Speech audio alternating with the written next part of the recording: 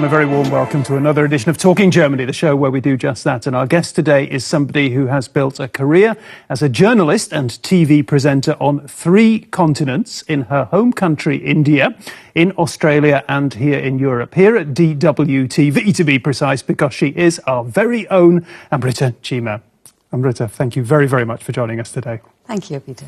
Now, what can I say about Amrita? She's a passionate broadcaster, fervent Berliner, acute observer of German politics, enthusiastic watcher of Bollywood movies, and apparently a keen listener of techno music. Yes, it's true. As we've seen already, you've been a journalist, a very successful journalist, in 3 of the world's top cities, Sydney, Delhi and Berlin. So let me ask you, are you a bit of a nomad, or is there a place that you call home?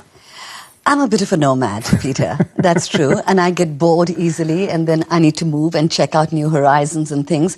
But Berlin is the place I'm happiest to live and work in at present. Okay, and you're living and you're working here as a TV presenter. I'm interested because you can compare. You've been in 3 continents, a TV presenter. Is it the same job wherever you do it?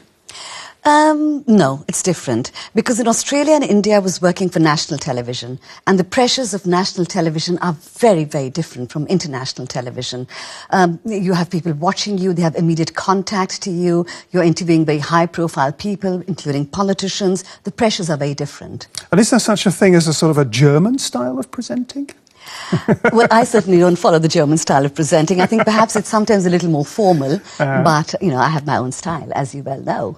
OK, let's find out a little bit more about Amrita's style, about Amrita's career in journalism so far. Viewers of DWTV's English output will be very familiar with this face. Amrita Cheema presents the English edition of the news program, The Journal. A warm welcome to The Journal on DWTV. I'm Amrita Cheema in Berlin. Born in India, she's been working in news for 20 years. At DWTV, she presents several live shows every day. It may not look like it, but she says she still gets a little bit nervous before she goes on air. British troops at a military compound. Amrita has around 1.5 hours to prepare for each program. She writes all her own texts and is constantly monitoring the latest reports. Presenting an up-to-the-minute international bulletin involves much more than just reading from the teleprompter, she says. I'll show you what I have, because Amrita sets great store by good teamwork. Her career at Deutsche Welle initially began in radio. As a journalist, she's since made a name for herself on 3 continents. So the idea of, like, you can make a sari out of the German flag. In the early 90s, she helped to set up the first private news channel in India, a time in her life when she worked like crazy and partied just as much. She began working for DWTV in the late 1990s and even stepped behind the camera for a change, making a documentary film about Max Müller, a 19th century German religious scholar and linguist. He was convinced that Europe could learn from Eastern culture. Müller is so well known in India that the Goethe Institutes there are named after him.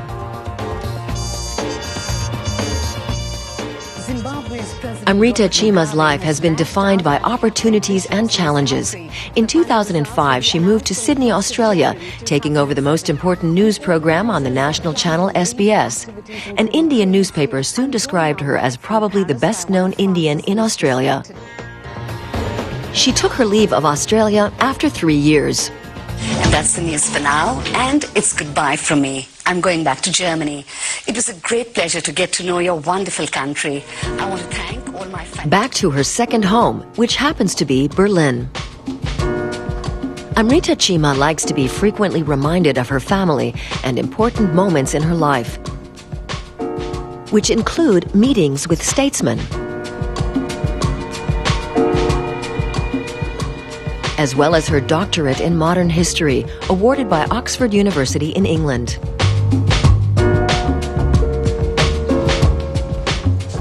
Although Amrita decided not to pursue an academic career, she's retained her passion for books and reading, particularly contemporary literature, nonfiction, and biographies. Reading is something she always makes time for.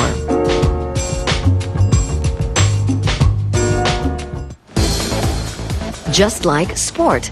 After an 11-hour working day, she unwinds at the fitness club, preferably working out to the beat of loud techno music. Amrita Cheema has been competing in athletics and squash tournaments since her youth and has bagged a few medals in her time. A born news hound, she's never really off duty. And today, she's our guest on Talking Germany. A warm welcome to Amrita Cheema. I can't believe it, Amrita. I was just asking Amrita how often she's in the fitness studio, and you said every day. Every day. For the last 4 months. Exactly. And you see, the best thing about the gym is that I actually sit and lie down in a jacuzzi after I finish, and that is the best part of the evening. Cool.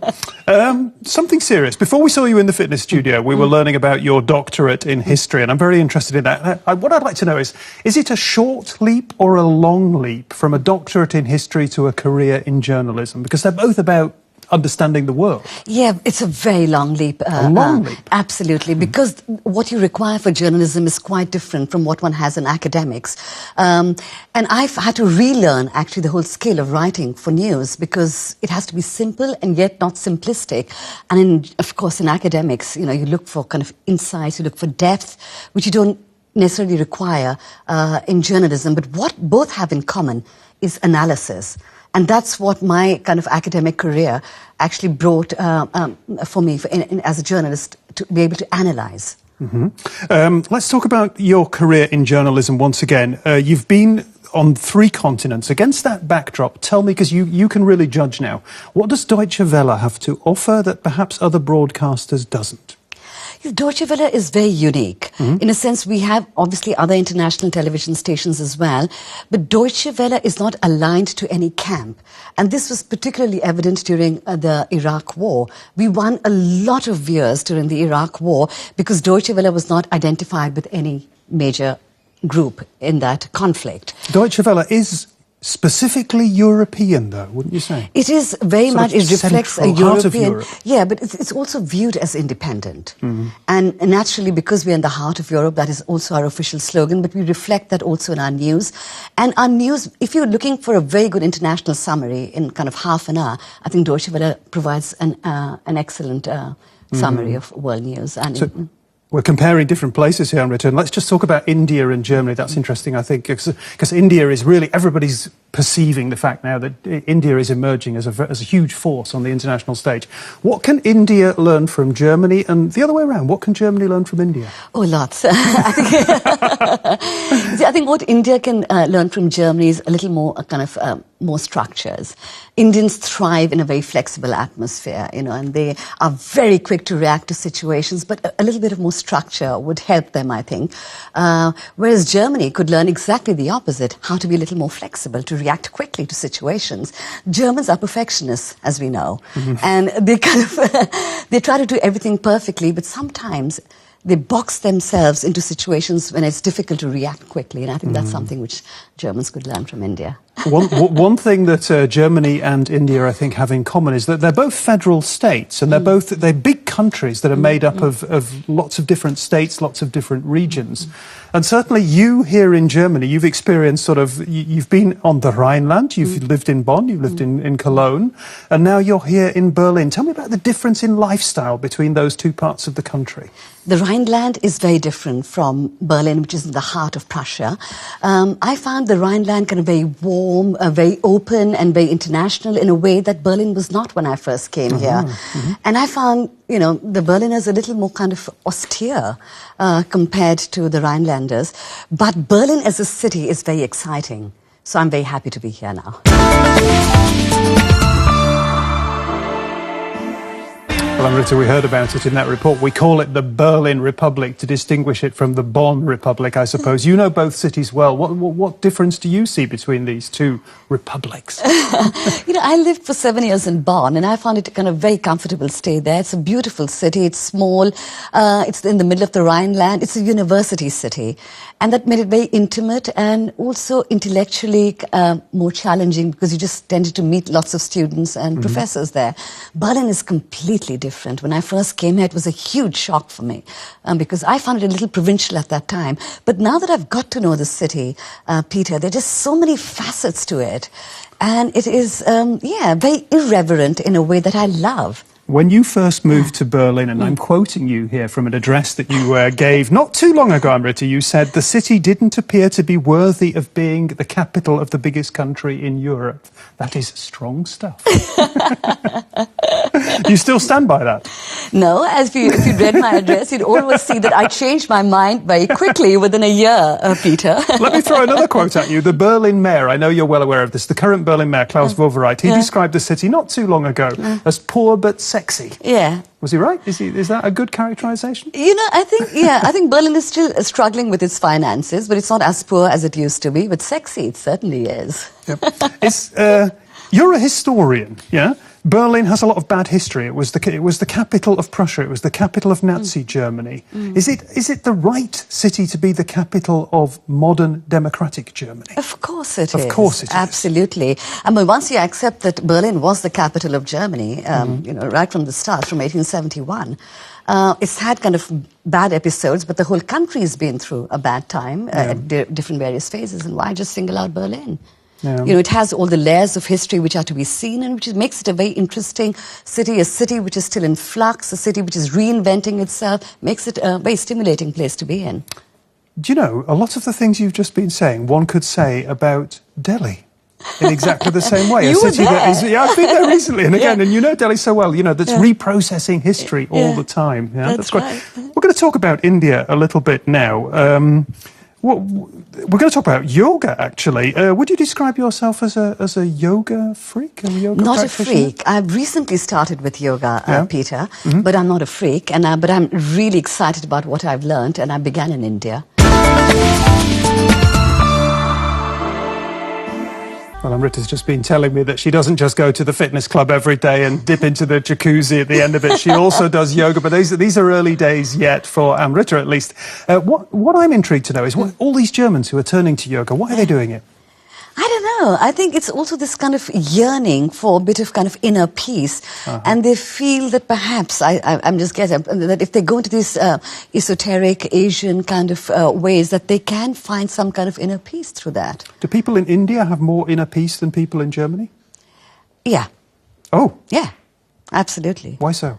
I don't know. I think it's just the kind of life in India can be really, really tough. And people struggle. But there is, there's a certain degree of introspection there, which is part of your daily life, daily routine. Yoga is not something that you go out and do, once a week or something in India.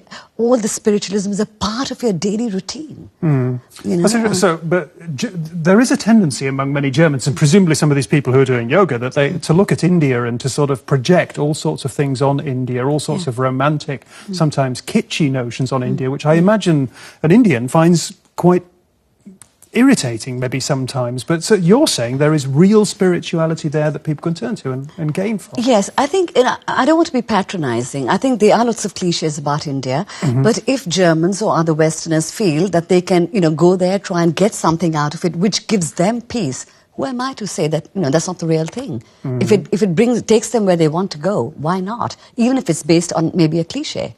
Okay. On the report that we just saw at the beginning of the show, which showed you down at the fitness centre that I keep mentioning because I'm so impressed. You're on a treadmill. Yeah. You're listening to some music. What are you listening to? Techno. Techno. I'm listening to techno. I'm sorry to say. Boom, boom, boom, boom, boom, boom, boom. Genau, it pumps you up and off you go. Yeah? Yeah. You like that stuff? Yeah, I love that stuff. I'm sorry. It's embarrassing. It's not good for my image to confess this, Peter, but I do love techno. Ashamed of techno. Amrita Cheema is ashamed of techno. Now, that's interesting because Berlin, most people agree, is the techno capital of the world. Come on then, Amrita, out with it. What do you like about it? I'm at a loss to explain this, Peter. I mean, I like techno despite myself. I think it's just hypnotic. Hypnotic is the word, isn't it? Exactly. I've got a quote from a techno DJ that I found somewhere here. It's quite interesting. He says, when you're listening to it, there's no me anymore. There's no ego in it. It's a little bit like yoga. It's a little bit like going into a trance, or if you listen to Sufi music, that also takes you into a trance. Yeah. So there's something of that in it, though, of course, There's something a bit robotic about it as well, though. Yeah. Well, what do you think the connection is between why should Berlin be the techno capital of the world? Is there something about Berlin and the music that fits well together? They keep describing Berlin as a techno capital, but you have techno playing in India on the beaches of Goa. You have it playing in Sydney in Australia, where I was. So it's kind of got more universal appeal, but You described a couple of minutes ago Berlin as an edgy place. I thought you used a very interesting word, but again, I'm quoting from another one of your addresses that you gave.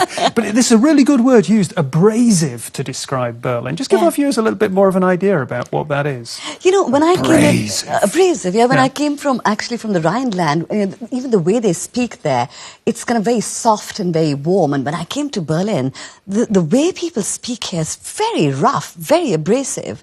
And that took some getting used to. You said that the people had downright bad manners, quote unquote. They did. I said a lot more, Peter, which is, contradicts what I said there. But there is an edge, and this is what gives an edge to Berlin, which makes it, I think, one of the most interesting cities in the world, if I may say so.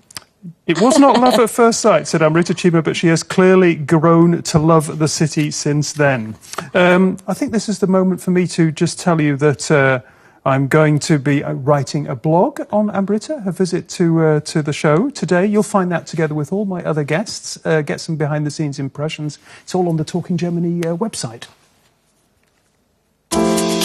If you like Talking Germany, you can find out more on the internet. Our host Peter Craven is keeping a blog on the many shows and guests of the series. Find out more about what happens behind the scenes, gossip, experiences, and how the whole show is put together.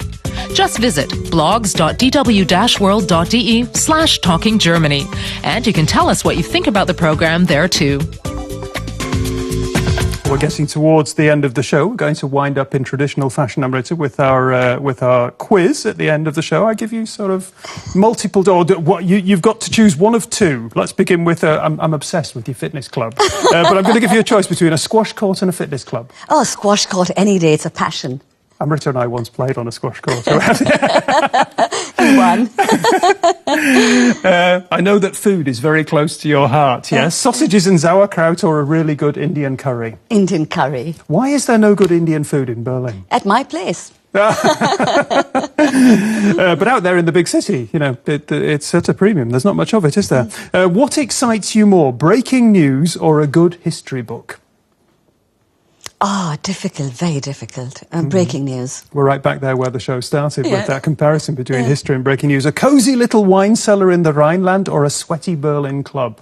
Sweaty Berlin club. Oh, I thought you were going to choose the wine cellar, yeah? The better German capital, Berlin or Bonn?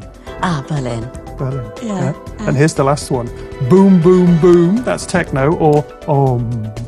Om. Amrita Cheema, our very own DW TV presenter, thoughtful, well-travelled, very interesting guest, a lovely guest. I hope you've enjoyed her company as much as I have. If you have, come back next week. Cheers.